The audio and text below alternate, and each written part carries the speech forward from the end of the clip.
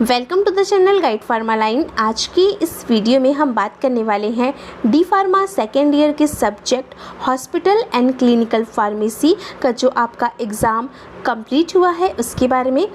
अपनी लास्ट की वीडियो में हमने हॉस्पिटल एंड क्लिनिकल फार्मेसी के सारे ऑब्जेक्टिव क्वेश्चन को डिस्कस किया था और आज की इस वीडियो में हम सारे लॉन्ग क्वेश्चन और शॉर्ट क्वेश्चन को डिस्कस करेंगे। फ्रेंड्स की रिक्वेस्ट थी कि हम लॉन्ग क्वेश्चन और शॉर्ट क्वेश्चन पे भी वीडियो बनाएं, तो आज की इस वीडियो में हम इसी टॉपिक पे बात करेंगे। तो चलिए आज की वीडियो को स्टार्ट करते हैं। तो सबसे पहले जो हॉस्पिटल एंड क्लिनिकल फार्मेसी का आपका जो एग्ज़ाम कंप्लीट हुआ है उसमें जो आपका पहला पार्ट था, पार्ट ए, वहाँ वो पार्ट जो था वो लॉन्ग क्वेश्चन का पार्ट था और वहाँ पर आपको टोटल 6 क्वेश्चन को अटेम्प्ट करना था और सारे ही क्वेश्चन आपके 5 मार्क्स कंटेनिंग थे।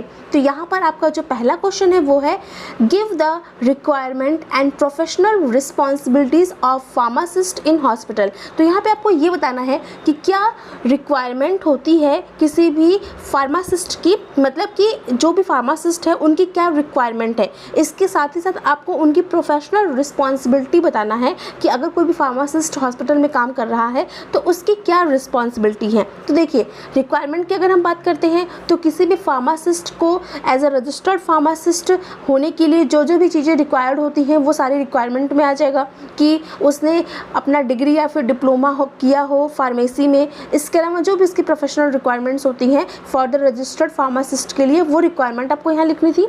इसके बाद अगर हम बात करें प्रोफेशनल रिस्पॉन्सिबिलिटीज़ की, तो प्रोफेशनल रिस्पॉन्सिबिलिटीज़ क्या होती है किसी भी फार्मासिस्ट की कि वो फार्मासिस्ट जो भी डिस्पेंसिंग करे ड्रग की वो प्रॉपर वे में करे, अपने जो स्टोर है उसका जो हॉस्पिटल है वहाँ पे अपनी सारी ही स्टॉक को मेंटेन करे, जो उनका इन्वॉलेंट्री है उसको कंट्रोल करे, यानी कि जो उनका स्टॉक है मेडिसिन का स्टॉक उसको मेंटेन करे, प्रॉपर ड्रग की सप्लाई करे, जो पर्सन है पेशेंट यानी वो उन पेशेंट्स को अच्छे से गाइड करे। इस तरीके का काम एक रिस्पॉन्सिबल फार्मासिस्ट का होता है। तो ये सारी रिस्पॉन्सिबिलिटीज में आ जाए। तो नेक्स्ट क्वेश्चन है हमारा describe in brief function and objective of pharmacy therapeutic committee. तो यहाँ पे आपको ये बताना है कि जो फार्मेसी की थेरेपेटिक कमेटी होती है उसका क्या फंक्शन और उसका क्या ऑब्जेक्टिव होता है। तो देखिए, जो ये फार्मेसी की थेरेपेटिक कमेटी होती है, ये थेरेपेटिक कमेटी का काम है, ये एक रिस्पॉन्सिबल जो होती है बॉडी होती है जिसका काम होता है जितने भी मेडिकल स्टाफ है उनको गाइड करना रिगार्डिंग टू देयर ड्रग। तो ड्रग के रिगार्डिंग मेडिकल स्टाफ को गाइड करने का काम करती है, साथ ही साथ एजुकेट करने का काम करती है। जितने भी मेडिकल स्टाफ हैं उनको ड्रग से रिलेटेड सारी क्वेरी को सॉल्व करने का काम करती है। इस चीज़ के लिए उनको एजुकेट करती है कि वो एक अच्छी दवा जो है वो पेशेंट को दे सके, एडवर्स ड्रग रिएक्शन के लिए गाइड करने का काम करती है। तो ये सारे काम फार्मेसिक थेरेपेटिक कमेटी के होते हैं, जैसे कि ड्रग की सेफ्टी क्या है, ड्रग की जो एफिकेसी क्या है, सेफ्टी क्या है, इस तरीके का सारा जो गाइडेंस है वो फार्मेसिक थेरेपेटिक कमेटी मेडिकल स्टाफ को प्रोवाइड कराती है। तो इस तरह का काम फार्मेसी थेरेपेटिक कमेटी का होता है। तो यहाँ पे आपको इसको लिख देना था।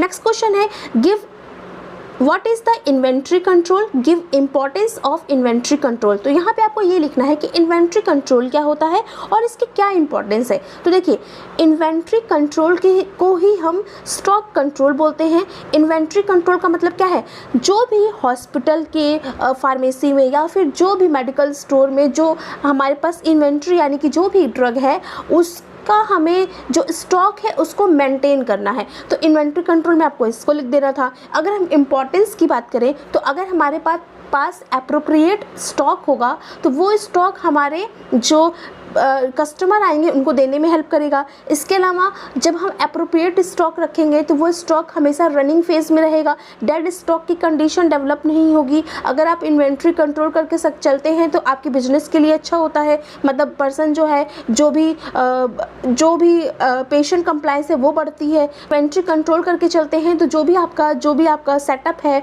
उसमें डेड स्टॉक की कंडीशन डेवलप नहीं होती है, पेशेंट्स कंप्लायंस बढ़ती है, साथ ही साथ आपकी जो आपके पास जो स्टॉक रखा रहता है जिसको हम बोलते हैं कि डेड स्टॉक है, उसका जो प्राइस है वो कम होता है, क्योंकि हमने अगर इन्वेंट्री को प्रॉपर कंट्रोल करके चलेंगे तो हम मतलब इतनी दवाइयाँ रख रहे हैं कि वो दवाइयाँ हमारे स्टॉक से निकलती रहें। हम उन दवाइयों को लॉन्ग टाइम के लिए नहीं रख दे रहे हैं कि उनका स्टॉक निकले ही ना। तो इस तरीके से हम अपने कॉस्ट को भी मिनिमाइज़ कर पाते हैं। इस तरीके से हम अपने इन्वेंट्री को कंट्रोल करके अपने बिजनेस को अच्छे से अच्छा रन करा पाते हैं। तो ये होता है इन्वेंट्री कंट्रोल का मतलब। तो यहाँ पे आपको इसकी इंपॉर्टेंस में ये सब चीज़ों को लिख देना था कि जिससे कि पेशेंट को प्रॉब्लम ना हो, उस जो भी मेडिकल स्टोर है वहाँ पे डेड स्टॉक की कंडीशन डेवलप ना हो, इन्वेंट्री प्रॉपर निकलती रहे, सारे स्टॉक ऑलवेज अवेलेबल हो, बफर स्टॉक की कंडीशन रहे। ये सब काम हम इन्वेंट्री कंट्रोल के थ्रू करते हैं। तो यहाँ पे आपको इसको लिख देना था।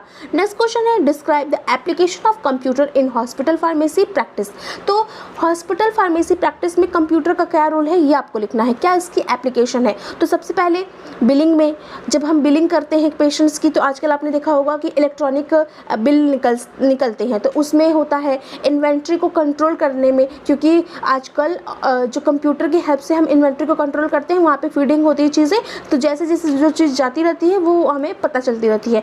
इसके अलावा जो आपका स्टॉक है उसको परचेज करवाने, उसके रिगार्डिंग नॉलेज गेन करने में हमें कंप्यूटर का ज़रूरत पड़ता है। साथ ही साथ अगर हम बात करें तो पेशेंट की डाटा को स्टोर करने में, इसके अलावा अगर कोई भी जितनी भी चीज़ें हमें, अगर कोई भी डाटाबेस रखना है किसी भी चीज़ का, तो इन सभी चीज़ों को रखने में कंप्यूटर का काम होता है। कंप्यूटर वहाँ पे यूज़ होता है। तो यहाँ पे आपको इसको डिस्कस कर देना था। तो नेक्स्ट क्वेश्चन है हमारा define clinical pharmacy, describe the scope of clinical pharmacy. तो यहाँ पे आपको ये लिखना है कि क्लिनिकल फार्मेसी क्या है और साथ ही साथ इसका क्या स्कोप है। तो देखिए, क्लिनिकल फार्मेसी ऐसी ब्रांच होती है फार्मेसी की जिसका काम होता है पेशेंट की केयर करना।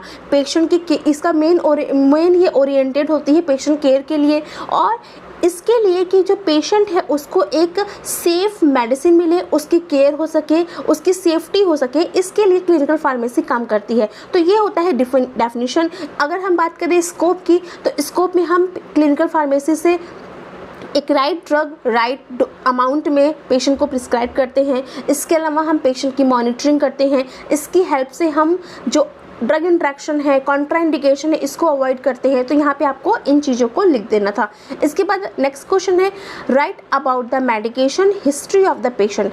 अब क्या है मेडिकेशन हिस्ट्री, क्या होती है पेशेंट की, आपको ये बताना है। तो देखिए, जैसे कि हम जब भी कहीं डॉक्टर के पास जाते हैं तो जो भी डॉक्टर हमारी प्रीवियस हिस्ट्री जो पूछता है कि आप इसके पहले क्या दवाई खा रहे थे, इसके पहले आपका ऑपरेशन तो नहीं हुआ है, आपको किसी भी ड्रग से एलर्जी तो नहीं है, तो यही होती है मेडिकल हिस्ट्री। तो मेडिकल हिस्ट्री में, मेडिकेशन हिस्ट्री में हम सारी करंट से लेकर के पास्ट जितनी भी चीज़ें पेशेंट के साथ हुई हैं, किसी भी तरीके की एलर्जी, कोई भी ऑपरेशन, किसी भी तरीके का मेडिसिन यूज़, जो भी चीज़ें हैं, उन सभी चीज़ों की जब हम हिस्ट्री को लेते हैं तो उसी को हम बोलते हैं मेडिकेशन हिस्ट्री। यानी मेडिकेशन हिस्ट्री में हम वो सभी ड्रगों की एनालिसिस करते हैं जो पेशेंट ने रिसीव की होगी या फिर उस पेशेंट को किसी भी ड्रग से एलर्जी होगी। अब नेक्स्ट क्वेश्चन क्या है, explain various strategies to minimize medication error. तो यहाँ पे आपको ये बताना है कि क्या स्ट्रैटेजीज होती हैं किसी भी मेडिकेशन एरर को मिनिमाइज करने के लिए। तो मेडिकेशन एरर क्या है, जब हम किसी भी दवाइयों की जगह पे कोई गलत दवा दे देते हैं तो वो होती है मेडिकेशन एरर, कि जो चाहिए थी दवा उसको ना लेकर के हमने कोई दूसरी दवा खा ली। तो इस तरीके के एरर्स को हम मेडिकेशन एरर बोलते हैं। अब देखिए, यहाँ पे हमें स्ट्रैटेजीज लिखनी है कि इसको हम कैसे मिनिमाइज कर सकते हैं। तो जैसे कि जो भी फार्मासिस्ट हैं, जब वो दवाइयों को परचेज कर रहे हैं, कहीं से जब ऑर्डर करवा रहे हैं, तो उस समय ऑर्डर करते समय उसको डबल चेक करें, क्रॉस चेक करें। इसके अलावा अगर वो डिस्पेंस कर रहे हैं ड्रग को तो उस समय भी वो डबल चेक करें, अपने प्रोडक्ट को प्रिस्क्रिप्शन से मैच करवाएं। इसके अलावा क्या है कि जो जैसे कि कुछ ड्रग्स, जैसे लासा ड्रग्स होती हैं, looks alike sound alike types की ड्रग, तो इनमें वो ज़्यादा जोर दें। जब इनको इस तरीके की ड्रगों को प्रिस्क्राइब करना है तो उसको जब प्रिस्क्राइब करते समय वो ज़्यादा ध्यान दें। तो इस तरीके की चीज़ों को फॉलो करके मेडिकेशन एरर को अवॉइड किया जा सकता है। तो यहाँ यहाँ पे आपको इसको लिख देना था। अब आप बात कर लेते हैं पार्ट बी के बारे में, जो कि है हमारा शॉर्ट क्वेश्चन का पार्ट। तो यहाँ पर आपको टोटल 10 क्वेश्चन करने थे और सारे ही क्वेश्चन आपके 3 मार्क्स कंटेनिंग थे। तो यहाँ पर हमारा जो पहला क्वेश्चन है वो है right the difference between hospital pharmacy and community pharmacy. तो देखिए, कम्युनिटी फार्मेसी जो होती है वो पेशेंट ओरिएंटेड होती है। यहाँ पे हमें मेन हमारा फोकस पेशेंट पे होता है कि हम एक जो पेशेंट है हमारा, उसको हम अच्छी मेडिसिन दें, उसको हम प्रॉपर जो मेडिसिन दे रहे हैं उसमें किसी भी तरीके की मिस्टेक ना हो। पेशेंट जो मेडिसिन रिसीव कर रहा है वो टाइमली मेडिसिन रिसीव करे। जो पेशेंट को मेडिसिन दी जा रही है उसमें कोई भी एडवर्स इफेक्ट ना हो, कॉन्ट्राइंडिकेशन ना हो। तो इस तरीके की चीज़ों को हम फॉलो करें। तो यहाँ पे ये सब काम हम कम्युनिटी फार्मेसी में करते हैं। ADR को करना, इसके बाद उसकी ड्रग इंट्रैक्शन को मेज़र करना, इस तरीके की चीज़ें हम कम्युनिटी फार्मेसी में करते हैं। लेकिन अगर हम बात करते हैं हॉस्पिटल फार्मेसी की, तो हॉस्पिटल फार्मेसी में हम ड्रग को अवेलेबल करवाना, स्टॉक अवेलेबल करवाना, परचेजिंग करना, इन्वेंट्री को कंट्रोल करना, ये सब काम हमारा हॉस्पिटल फार्मेसी का होता है। डिस्पेंसिंग करना, ये सारा काम हमारा हॉस्पिटल फार्मेसी में आ जाता है। बेसिकली जो हॉस्पिटल फार्मेसी है ये प्रोडक्ट, ये हमारी है प्रोडक्ट ओरिएंटेड, और कम्युनिटी फार्मेसी हमारी पेशेंट ओरिएंटेड होती है। तो यहाँ पे हॉस्पिटल फार्मेसी में हमारा मेन फोकस प्रोडक्ट पे होता है कि हमें सब कुछ प्रोडक्ट से रिलेटेड करना है, उसकी अवेलेबिलिटी, उसका स्टोरेज, उसका स्टॉक, ये सब देखना है। और कम्युनिटी फार्मेसी में हमारा ये एम है कि हम अपने पेशेंट की केयर करें, उसकी सेफ्टी की बात करें, इसमें हम रेशनल यूज़ करें मेडिसिन का। इस तरीके से जो भी ड्रग्स हैं उसको हम अवेलेबल कराएं, उनके एडवर्स इफेक्ट, उनके साइड इफेक्ट, इस सभी चीज़ों पर फोकस करने का काम हम कम्युनिटी फार्मेसी में करते हैं। तो यहाँ पर आपको इसको लिख देना। तो नेक्स्ट क्वेश्चन है हमारा write the note on hospital pharmacy standard FIP Basel statement. तो यहाँ पे आपको ये लिखना है कि हॉस्पिटल फार्मेसी स्टैंडर्ड क्या है और FIP बेसल क्या होता है। तो हॉस्पिटल फार्मेसी स्टैंडर्ड का बेसिकली मेन जो एम है वो पेशेंट की सेफ्टी के लिए, पेशेंट की केयर के लिए है। और FIP बेसल की अगर हम बात करें तो जो हमारा प्रिस्क्रिप्शन है उसको मॉनिटरिंग के रिगार्डिंग, मेडिकेशन के रिगार्डिंग जो भी हमारे स्टेटमेंट्स थे यहाँ पे आपको उसको लिख देना था।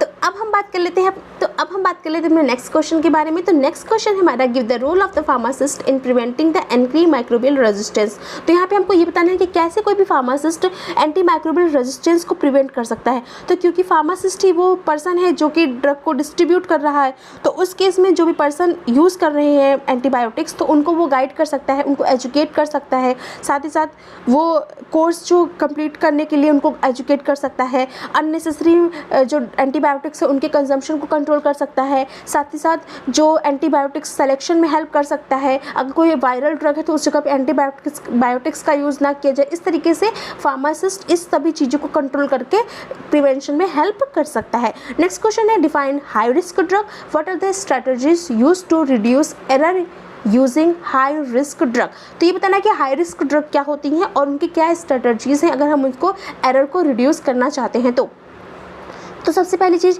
हाई रिस्क ड्रग ऐसे ड्रग्स होती हैं जो लो थेरेपेटिक लेवल की ड्रग्स होती हैं, जिनकी जो स्मॉल अमाउंट भी हाई साइड इफ़ेक्ट क्रिएट कर सकती है पेशेंट में, और वो बहुत ही पोटेंट इन नेचर होती हैं। तो ऐसे ड्रग्स को हम हाई रिस्क ड्रग की कैटेगरी में रखते हैं, जिनका थेरेपेटिक विंडो नैरो हो और वो पोटेंट ड्रग्स हो। तो ये ड्रग्स हमारी हो गई हाई रिस्क ड्रग की। इसके एग्जांपल जैसे कि आप जो भी जैसे कि डिजिटैलिस है, इस तरीके की जो भी ड्रग्स है जो स्मॉल अमाउंट में टॉक्सिक इफेक्ट क्रिएट करें, उन सभी ड्रग के आपको यहाँ पे एग्जांपल भी दे देने थे। साथ ही साथ अगर हम बात करें स्ट्रैटेजीज के बारे में, तो अगर किसी भी पर्सन को हाई रिस्क ड्रग प्रिस्क्राइब की जा रही है तो उसका एरर रिड्यूस करने के लिए जो फार्मासिस्ट है वो फार्मासिस्ट डबल चेकिंग प्रोसेस कर सकता है जब भी उसको वो डिस्पेंस कर रहे। इसके अलावा सिलेक्शन ऑफ द डोज को, जब जो भी डोज बोली गई हो उसी डोज को सेलेक्ट करें। इसके अलावा जो क्वांटिटीज़ जब वो डिस्पेंस कर रहा हो तो उसको कंट्रोल करें कि मतलब जैसे कि हाई रिस्क जो ड्रग है आप उसकी ज़्यादा डिस्पेंसिंग मत करिए। तो इस तरीके से इन सभी चीज़ों को रोक करके, इन सभी चीज़ों पे फोकस करके हाई रिस्क ड्रग के जो मेडिकेशन एरर्स हैं उनको रिड्यूस किया जा सकता है। तो इन सभी तरीके से हम हाई रिस्क मेडिकेशन के एरर्स को रिड्यूस कर सकते हैं। नेक्स्ट क्वेश्चन है right a note on disposal of narcotic drug. तो नारकोटिक ड्रग्स का हम डिस्पोजल कैसे करते हैं। तो देखिए, नारकोटिक ड्रग्स के डिस्पोजल के लिए जैसे कि इनकैप्सुलेशन की प्रोसेस है, हमारी इनर्टाइजेशन की प्रोसेस है, इन सभी प्रोसेस को हम यूज़ करके नारकोटिक ड्रग्स को क्या कर सकते हैं, उसको हम डिस्पोज कर सकते हैं। जैसे कि इनर्टाइजेशन में या फिर हम इनकैप्सुलेशन में क्या करते हैं, सीमेंट का यूज़ करके जो ड्रग्स होती हैं उनको हम डिस्पोज करते हैं। तो ये चीज़ें यहाँ पे आपको लिख देनी थी। नेक्स्ट क्वेश्चन है, right a note on distribution of drug in ICCU, ICU and ICU emergency ward. तो ये बताना है कि इन सभी एरियाज़ में हमें ड्रग का डिस्ट्रीब्यूशन कैसे करना है। तो क्योंकि ये सभी अगर आप एरियाज़ देखोगे तो सभी क्रिटिकल जोन्स एरियाज़ हैं। तो यहाँ पे जब भी ड्रग्स की डिस्ट्रीब्यूशन किया जाए तो जो भी ड्रग्स इस एरिया के स्पेसिफाइड ड्रग्स हैं उनकी वहाँ पे अवेलेबिलिटी प्रॉपर करवाई जाए।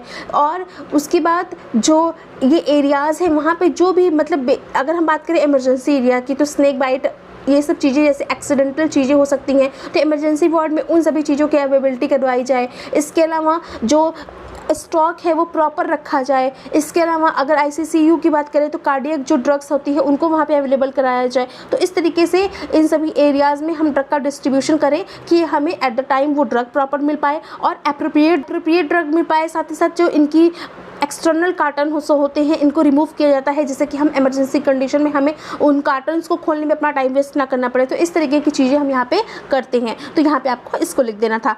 अब नेक्स्ट क्वेश्चन है हमारा, define radio pharmaceuticals, right the brief about the storage of radio pharmaceuticals. तो देखिए रेडियो फार्मास्यूटिकल्स यानी कि रेडियो एक्टिव आइसोटोप्स, ऐसे रेडियो एक्टिव आइसोटोप्स जो किसी भी तरीके के ट्रीटमेंट में या फिर डायग्नोसिस में यूज़ किए जाते हैं उनको हम रेडियो फार्मास्यूटिकल्स बोलते हैं। अगर हम बात करें इनके स्टोरेज की तो जो रेडियो फार्मास्यूटिकल्स होते हैं ये कहाँ पे स्टोर किए जाएंगे, ये एक वेल क्लोज कंटेनर में सेपरेटेड एरिया में स्टोर किए जाएंगे। इनका जो बॉटल होगा वो विजिबल होना चाहिए, जिससे कि हम ये पता लगा सकें कि इनकी अवेलेबिलिटी कितनी है, जितनी क्वांटिटी रिक्वायर्ड हो उतना ही इनको स्टोर करना चाहिए। तो इस तरीके से इनके स्टोरेज को हम रख सकते हैं। अब बात करते हैं नेक्स्ट क्वेश्चन की, what is medication therapy management.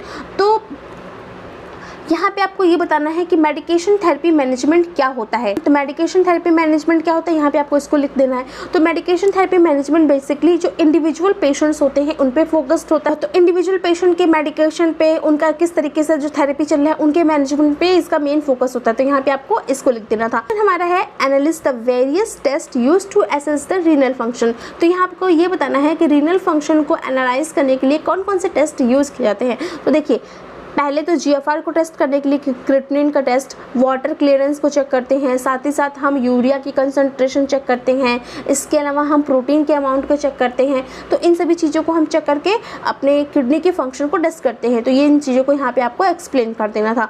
Next question है, What are the steps involved in general treatment of the poison.